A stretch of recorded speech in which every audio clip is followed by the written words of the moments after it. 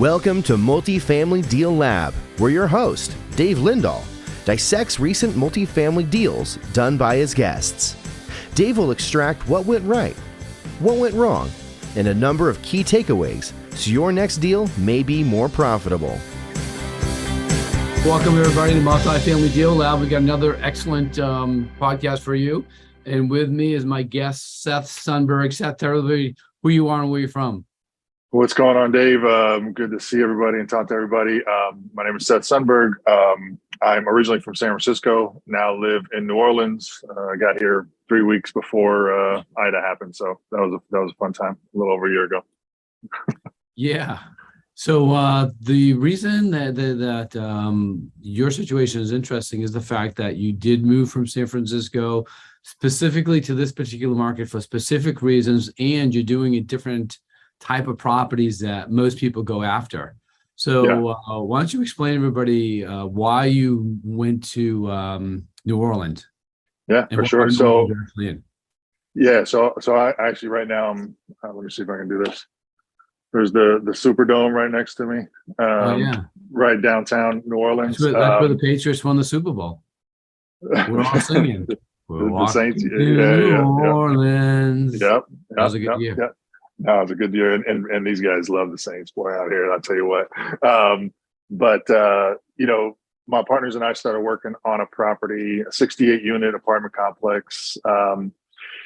We closed on an 80-unit earlier last year, and then so that must have been May. We started looking at this 68-unit here, and I had never been exposed to the New Orleans market before. It was never kind of on my radar. I always looked at the state numbers, right? And Louisiana and Mississippi as states were just pretty poor and kind of all numbers across the board, right?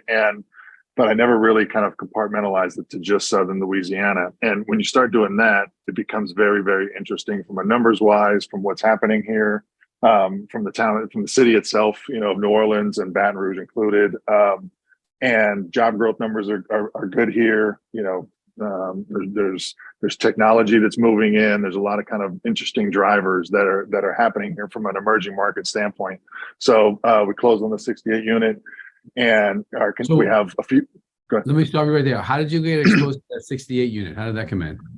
Yeah, so found actually it was through a wholesaler, not even a broker, and guy that does his job well, but my partners and I are just like, oh boy, this guy again, type of thing. But he found a deal, and he continues to send stuff, and I keep trying to train him to learn how to underwrite, but he's just not that type of guy. He just likes connecting people and all that. So I'm like, all right, forget it. Just send me the deals, and we'll underwrite them, and that's how we found it. So all right, so I have to ask you another question. So he's a wholesaler in New Orleans. You're up in San Francisco. So he's actually a wholesaler out of Florida that found a deal in New Orleans and sent it to me. And all right, so now it's another step. How's the guy from Florida find you in San Francisco? I found him through a friend of mine in San Diego. Okay. Yeah, and then exactly. No, and that's really what it comes down to. I mean, you talk about that all the time, right? It's just network, the power is in the network, and connecting with people, because you never know where it's going to lead to, and that's exactly validating that point for sure. Okay. All right. So you decide the 68 unit. Did you look at the deal first? So I'm sure you looked at the deal first, liked the deal, and then looked at the market. Is that what happened? Exactly. Like the deal, go, man, this is very interesting. But, New Orleans, like I had the same kind of judgments I think everybody from outside of New Orleans has, when it's like, oh, the only thing I know about New Orleans is Katrina. I'd never been out here. And, I know that whole tragedy and everything that happened in 2005, but, it's a very, very different place now. And it's also, Louisiana is unique enough from a legal standpoint, from a, just being different, right? A lot of Louisiana just prides itself on being different, and so I knew the only way to kind of, get a real finger on the pulse, was to actually live in it. And so I said, all right, move my house and move out here, and did that, like I said, a little over a year ago, 3 weeks before Ida. So I had my first hurricane, and real quick, and got through that, and it's just a unique place, but it's a great place, and I've fallen in love with it, since I've been here, and that leads to, I think, what we're going to talk about next too. So Yeah, so you do the 68 unit, you decide to move Mhm. down there for the opportunity, the markets. I've had so many people ask me through the years, if you could move somewhere, Dave, where would you move to? And it all depends on the time frame, Exactly. I mentioned some Yep. markets, and when they actually move into the market, things happen fast. Yep. I'll give you an example of that. Carlos Vaz, who used to he was from New Hampshire, he used to come here, bringing us pastries like once, twice a week, and picking everybody's brain on a regular basis. And then he posed that question. He moves to Dallas. At the time, it was really emerging, and Yep. he's done over $1 billion in transactions in That's Dallas. great. Yeah. Yep. Yep. Exactly. So you're And you get to know the market. I mean, you say there's a lot too, right? Like, look outside, at different markets, but also just look in your backyard. Yeah. Right. And sometimes you got to change your backyard, in order to make it work too. So that's what I did. And I'm very excited about this market, learning the natural disasters, how the insurance works, how the laws work, and things like that. As there was definitely a learning curve there, but Yeah. um, Explain that. Explain why. yeah. So from a legal standpoint, Louisiana is on what's called Napoleonic law, and it's very different than all the other 49 states. I think Hawaii has some old European law too, but it's very different from other states where the Napoleonic law basically is like what was written originally is it just stands, right? It doesn't change. It doesn't get overwritten by new decisions, new legal decisions, and things like that. So, and that applies, in the real estate market too. And so, understanding that, I actually like that thing because there's not a lot of gray area, right? It's either on or off, right? You're either in trouble or you're not. And then it's a very landlord friendly state, but there are some kind of unique processes and things like that if you have to evict people. And one of the things that's very interesting that's happening here, just from that eviction side of things, is that there's a lot of areas that are heavily gentrifying right now in different parts of New Orleans. And it's really kind of a socioeconomic gap thing, right? More than anything, more than gender or ethnicity or anything like that. But it's people that are a higher socioeconomic class moving into an area, and then it's kind of like, well, where do the people that don't aren't escalating themselves in a socioeconomic way, where do they go, right? So that's a whole nother ball of wax with gentrification. But that's what's happening here, and I think people are getting past the Katrina piece, et cetera. But from the legal standpoint, that's the way it is. The insurance standpoint is a whole nother ball of wax because Florida is exposed, New Orleans, all the Gulf's coast stuff is exposed to hurricanes, which I hadn't bought in an area that had ever had to deal with that. How much are you paying per door? When we first got here, we were about $850 a door. Wow. Now it's over 2,000. Wow. Yeah, and it just happened in the last 3 months. Happened after Ida, and it took a little bit, and to kind of really catch up in the premiums. But it's one of those things that you chalk up to kind of inflation and just the way things are and all that. But it's definitely been a shock. We have a solution that I'm not ready to talk about, but we have a solution for that that should give us a really good competitive advantage over the next 3 or 4 months, just specifically in that space. But yeah, it's been a shock and awe thing for with the insurance coverages and all that. But yeah, it's a good point that you made right there, because I know when we started buying units and we started accumulating more and more, we went under an umbrella policy, and that umbrella policy allowed us to reduce our insurance expenses. We were buying our insurance per door averaging like $142. So we knew we had a competitive advantage against our, the people we were competing against, because typically they're buying for $200, $250. Yeah. So if you get something that's a competitive advantage, it's mum's the word. Exactly. Yeah.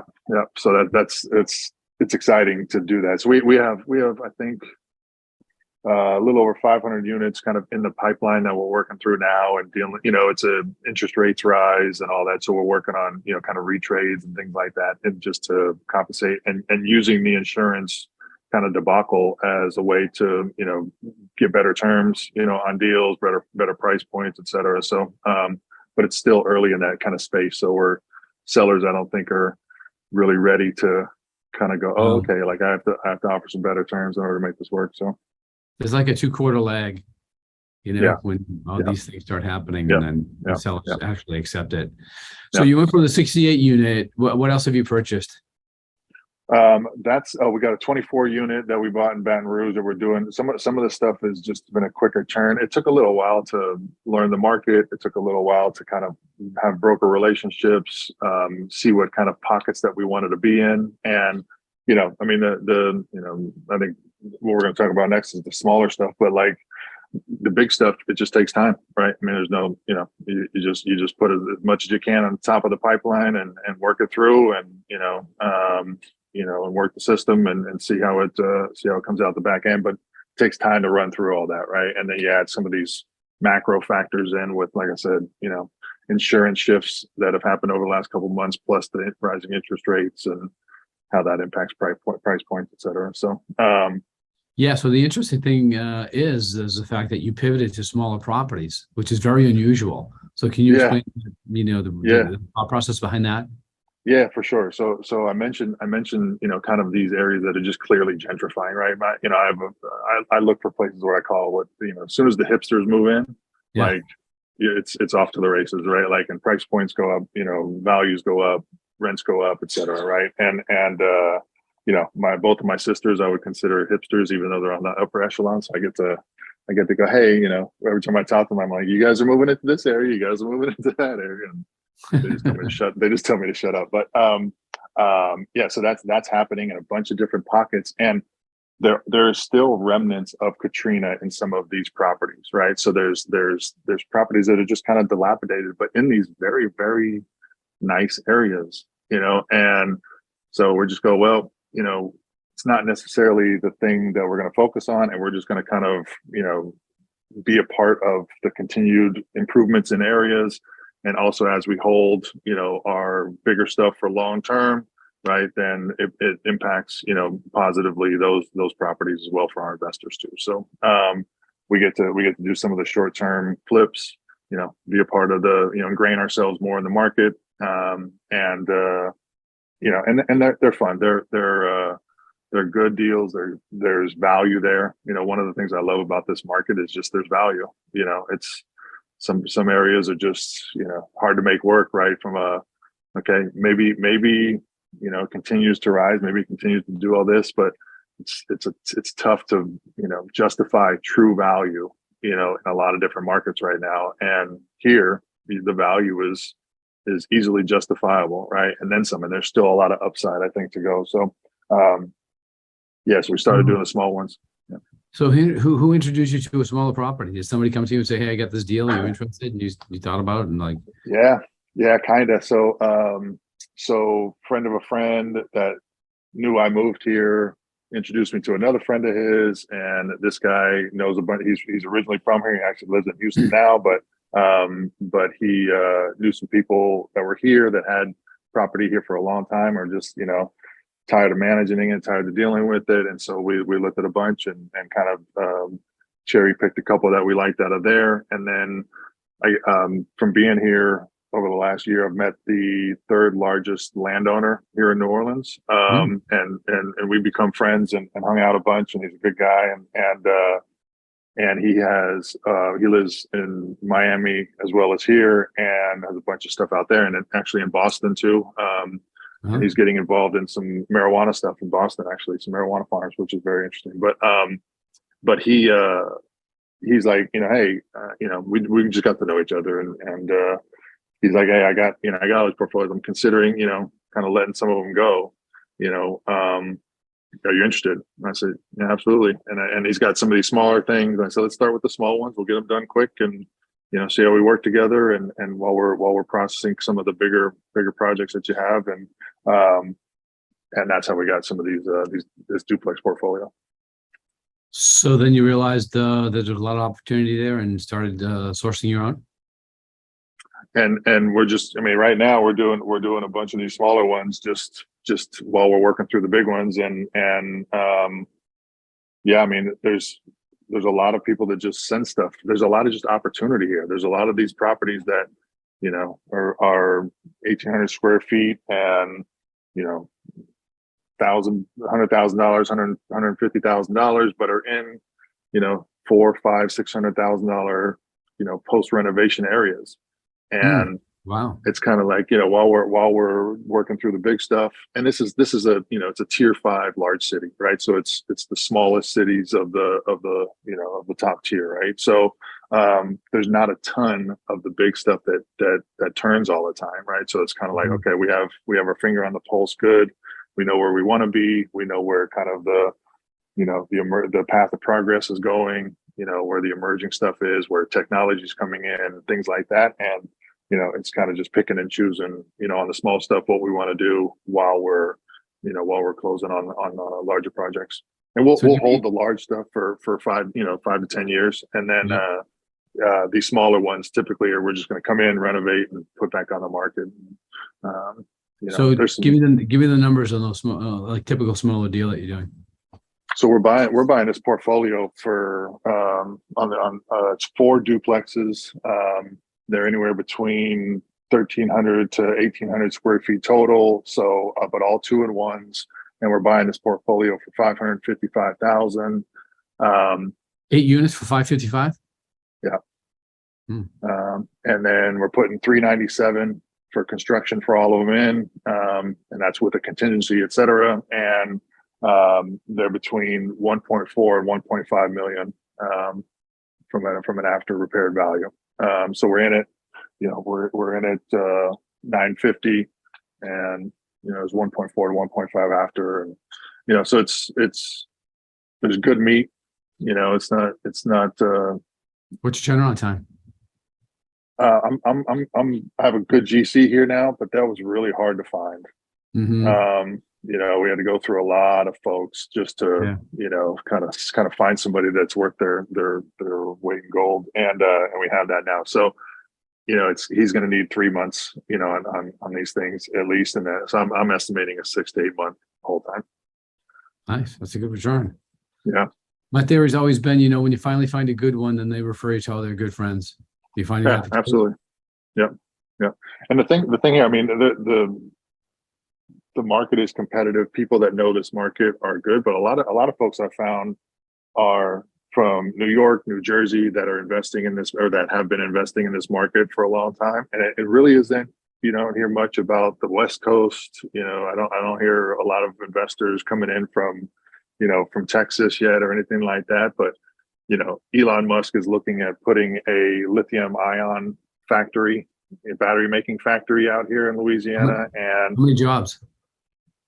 I think that'll be 1,200 jobs in the factory there. They're trying to bring in some very interesting, sustainable and renewable energy technology companies here to actually farm wind off the Gulf Coast, which I guess is a big thing here. It's way above my pay grade. I don't know anything about that stuff, but yeah, I mean, and those companies, they're just kind of getting off the ground. They're renovating 360,000 units on the Technology and Innovation Center here in New Orleans, and it's to attract kind of a younger tech audience, right, to New Orleans that wants to live here and be here. And New Orleans has some infrastructure work that they need to do. That is the biggest thing that is here, but they. And I've had meetings with some council members and stuff here to talk about this. And, I just go, look, you're not creating a new technology. You don't have to figure out, how to do the roads, here, right, on a Gulf Coast property. Florida figured it out. Just get that and bring it here, right? And, I think you know this better than anybody probably, but a lot of times the government that's been installed in certain areas, right, has to be on the same page with what is happening in the market, or else they become, an inhibitor to growth. And sometimes the kind of old regime is reticent to change, but at some point the market will change it for them. Awesome. Hey, I'm gonna ask you a question about Sure. if you're going to give somebody advice to go into that was going to move to a market, what steps would they take? But before you do, I want to plug a couple of things. First of all, if you're looking to be an active investor at RE Mentor, we have a lot of education that will get you started and then help you build your portfolio. That's rementor.com. If you just want to be passive for now and see how the game is played, you can go to passivefornow.com as well. And that's me and my deals, bringing them out to the marketplace. You don't necessarily have to be an investor. You can certainly take a look at what we're doing and sit on the conference calls, and you can listen to some stuff there. And what a lot of people do is they do both. What I've found, Seth, is that a good passive investor goes through the education that an active investor goes through. Yep. And then they make the right decisions as to, what deals are going to get into. Absolutely. But anyways, Yep. All right. So somebody's going to go into move to a market. What are the steps to take when you get in? So one of the kind of standard pieces of advice that, again, I went against to find this market was look at the state numbers, right? And find job growth numbers for the state and income growth numbers for the state, and understand what's happening at a state level. And for, like I said, for Louisiana, it's just those numbers are terrible, right? Because it's a big state, but when you compartmentalize it to a region, which is what I did for the New Orleans MSA, but really Southern Louisiana, then it starts to the picture starts to change a lot, right? So I'm not interested in Louisiana as a state. I'm interested in New Orleans and Baton Rouge as markets, and there's in those things there's a lot of things happening that are kind of growth areas. So definitely I think you turned me on years ago to the Milken report, right? And Yep. Seeing that and seeing kind of what patterns you can interpret from there. The thing that's tough with that is those are all lagging indicators, right? So you're seeing what has already happened, right? And you want to be in front of that. But I think that seeing sales numbers, how long properties stay on the market for, things like that are really good indicators of the kind of passion in the market, I like to say, right? It's like, are things moving quick? Are things, going, and the passion is slowing down right now because, people are kind of scared, but, what's happening with rates and I think people are just kind of going, all right, let's just see what happens type of thing. Which in my experience and probably yours too, is those are the times to make moves because, you got to protect yourself, but also that's the real opportunity because you're not fighting everybody else off. And so, I think the job growth numbers, I like seeing big levers and new technologies and new industries come into places. And I'm a big proponent of the economic impact positively that recreational marijuana has on states now, and that it's been proven out. And Louisiana Louisiana. Sorry there. What do you find? What are those findings? I haven't heard of them. So when marijuana makes a better environment. Oh yeah. So for example, the societal impact of marijuana is a whole different conversation, but the economic impact of bringing this it's a brand new industry, right? That comes into an area, and now they're predicting $200 million of tax revenue generated in year one alone when it comes to Louisiana.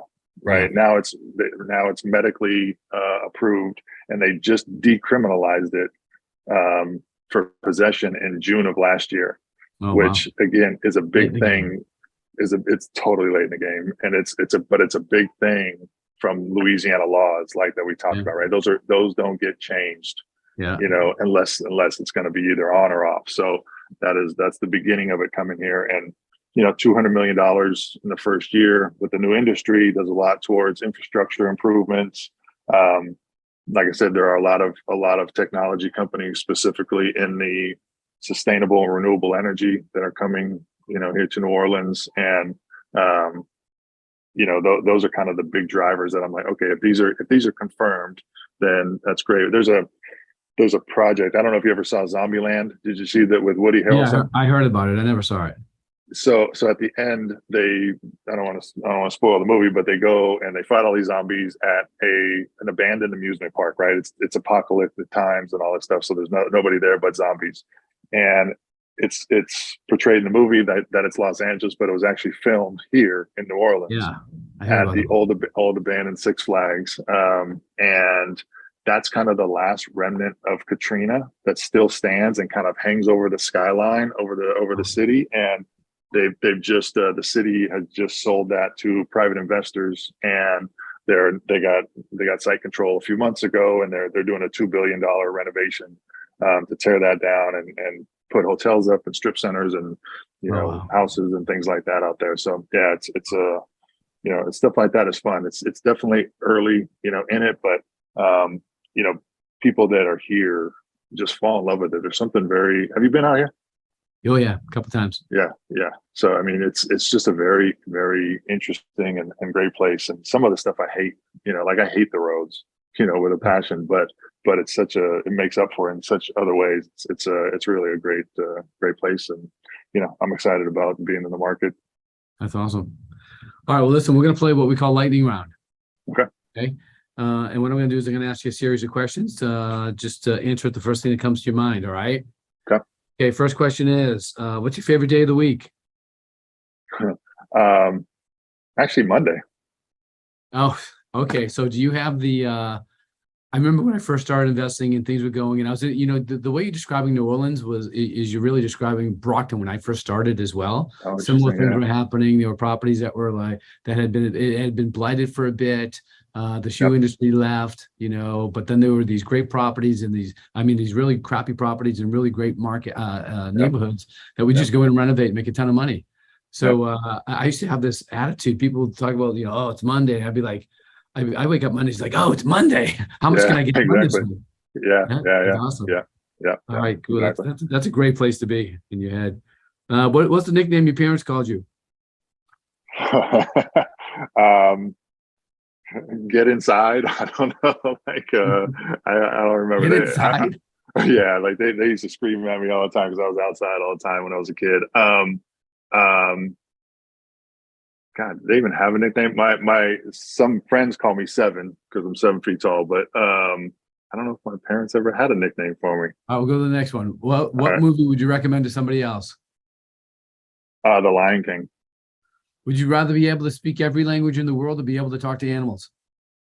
Talk to animals. What's your favorite holiday? New Year's. On a scale of 1 to 10, how good a driver are you?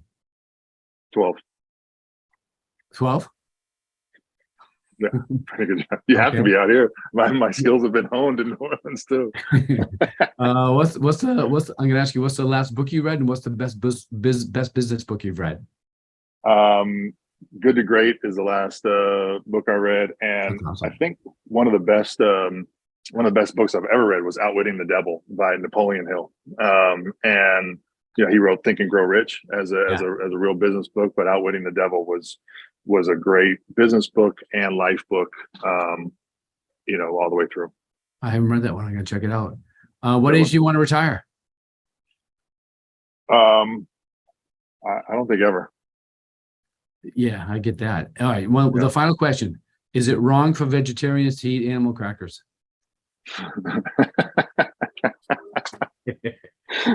I'll leave that as a subjective decision for each and every individual. All right, listen, give everybody contact information in case anybody wants to get in touch with you. Sure. Yeah. Our website is 7footfinance.com.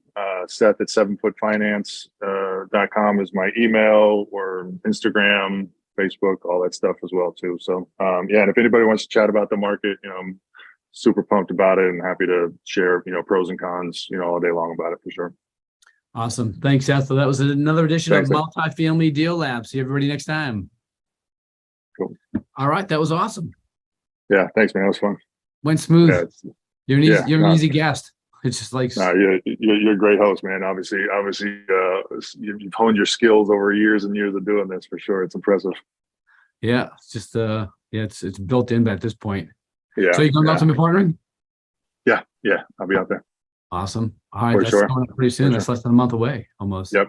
I got a buddy of mine that lives in Scottsdale. So, and actually he's one of our investors in one of these smaller deals too. So, and I'm happy to get people into these deals if they want. These ones are tied up, but there's a ton of stuff, that's here, that's available, like in these markets. And, if you want me to keep you in the loop, I'm happy to do that for sure.